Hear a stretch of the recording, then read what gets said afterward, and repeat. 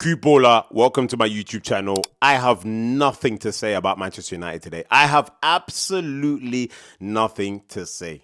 And I could have even predicted that United would have conceded because I said it. I was watching the game and I said, well, United had to score the second or third goal before West Ham score. Now, West Ham scored through Magassa, who I think, again, had a pretty decent game. United had the goal through Diogo Dalot. Apparently, the man who gets criticized every single game, the man who most Manchester United fans don't want to play, he ended up in a striker's position and ended up scoring.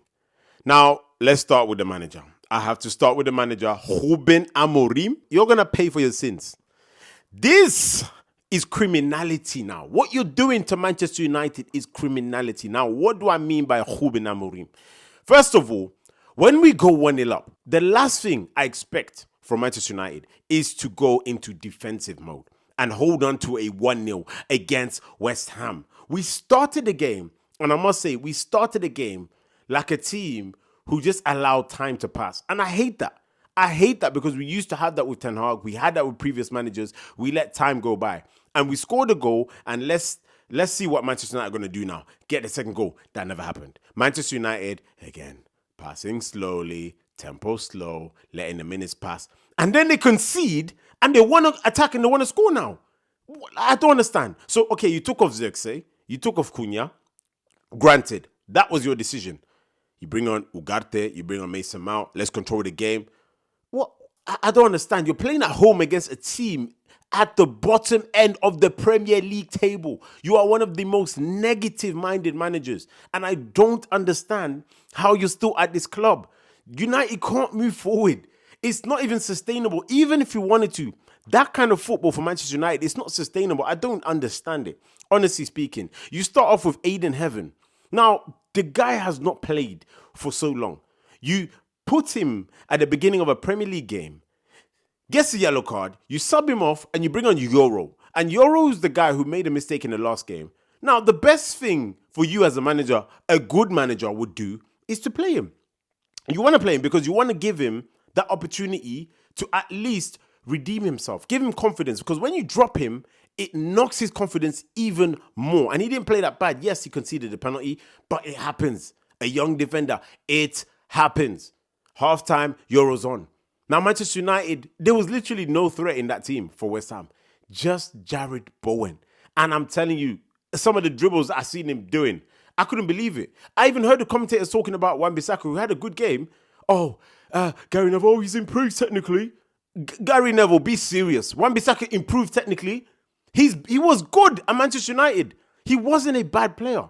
That's the truth. He just didn't know how to cross the ball. All Manchester United players, we know this. We've seen him doing them 1-2 to Sancho's, and Wan-Bissaka still had that. The difference is he's at West Ham. There's no pressure. He can do whatever he wants on the pitch. He's playing every game. It's different. Don't try and make it seem like he's improved and come back.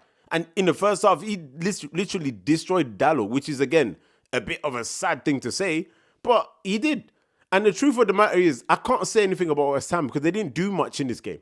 But neither did Manchester United. Now I'm going to talk about the boys. Amad Diallo, 10 out of 10 performance, without a goal. I have to say, for wing-back, the amount of work you put in, the amount of work you did today, the link-up, the dribbling, he had Diouf on absolute skates. But apart from him, oh my goodness, there's only really Casemiro that I can talk about. Nobody else. Bruno Fernandes, another one who's going to pay for his sins.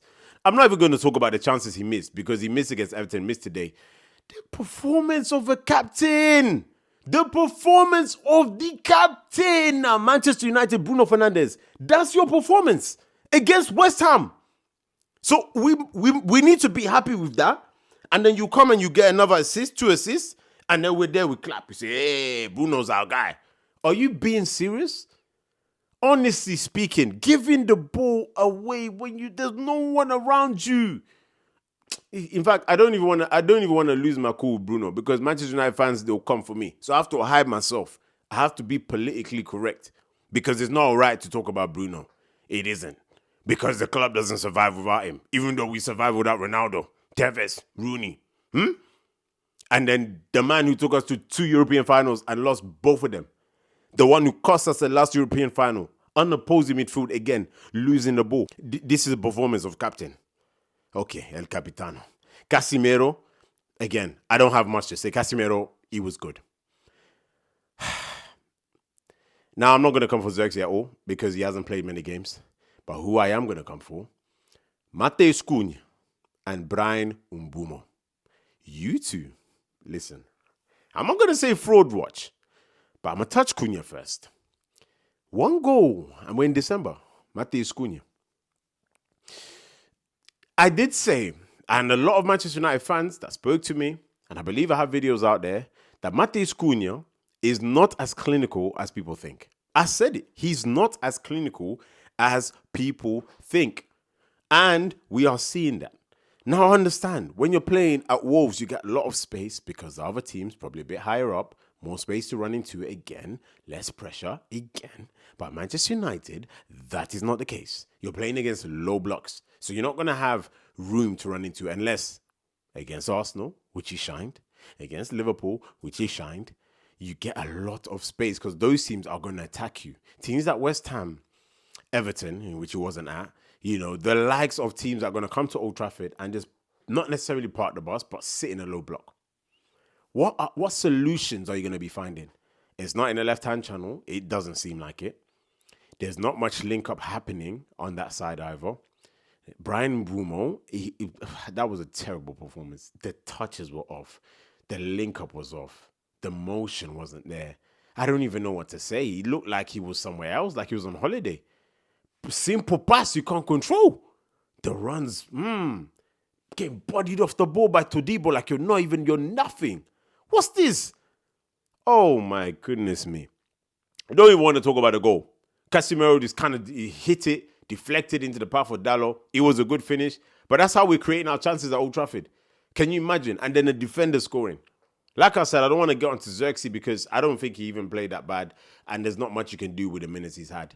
Ugarte came on again. We can see the goal again. It always seems to happen when he comes on the pitch. It's not a coincidence. Mason Mount comes on. Again, what did he really add? That was it. And then Manchester United, when they concede, all of a sudden now they want to attack. So now you want to attack when you concede. What's that going to do? There's no urgency in this team. Start the game at Old Trafford. You're playing a team with no confidence. Pick up the tempo. You see Luke Shaw just running, slowing down, passing. Pass again. Pass the ball. Fernandes, looking up. Pass the ball. Cunha, space to run into. Arms out. There's space to run into. Did you just hear what I said? If there's space to run into Luke Shaw, run into the space with the ball, draw out a player to come to the ball, and then you pass the ball. Create opportunities like that. If that's not how the manager told you guys to play, I'm sorry. But one thing I'll know for sure is that this manager is a horrible coach, man. And if he is a good coach, he's just not the right coach for Manchester United.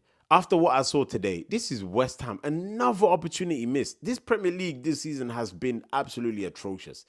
Points could be picked up from anywhere. All you need is 3-4 wins, and you're literally second.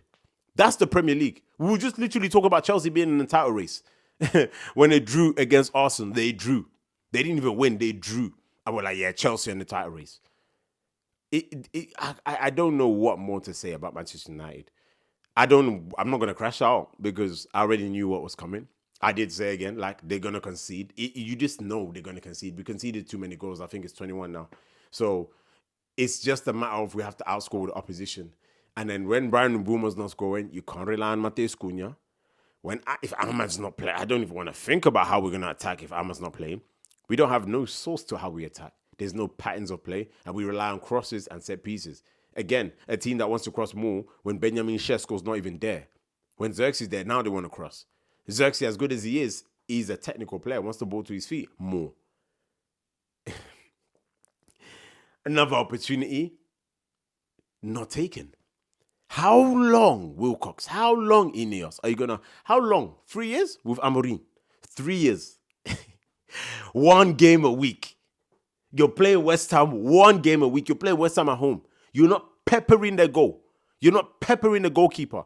Name me a player that you were shaking off respectfully in that West Ham lineup at Old Trafford. It doesn't make any sense. Conceding from a set piece or whatnot is not even the issue at this point. It's the fact that we always concede somehow.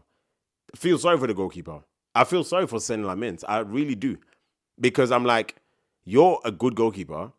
This team's going to make you concede and you're not really going to get clean sheets. One, I believe. We've conceded in every other game. So that's it. I don't really have much more to say. Manchester United, it's awful. It's trash. The football's terrible. That's haramble, bro. That's haramble. Nah, man. 1 hour and a half of your time to watch that football. I can't say much more. I can't. Honestly, I'm out of words again. I don't know what we're going to do when Ahmad and Bumo's going to go. I don't know. But make sure you follow, like, subscribe, turn on notifications. Kupola. I'll see you soon.